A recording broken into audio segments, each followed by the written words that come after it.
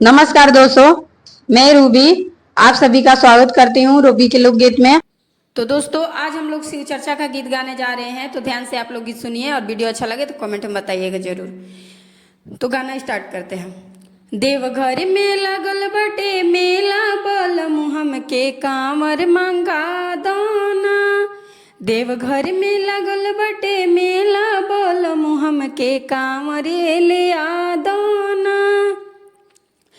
कांवर ले आ दो हो कांवर ले आ दो, कांवर मंगा दो हो कांवर मंगा दो।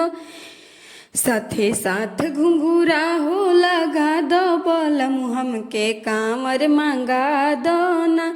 साथे साथ घुंघूरा हो लगा दो बलम हमके कांवर मंगा दो ना।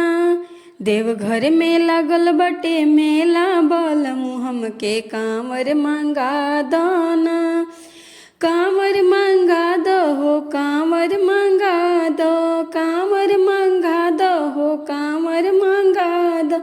साथे साथ देवे घर तू घुमा दो बलम हमके कांवर मंगा दो ना।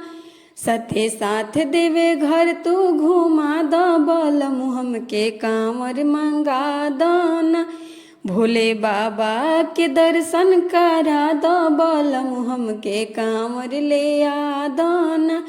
भोले बाबा के दर्शन करा दो बलम हमके देवघर घुमा दो ना। देवघर में लगल बटे मेला बलम हमके दर्शन करा दो ना। देवघर में लगल बटे मेला बलम हमके देवघर घुमा दो ना।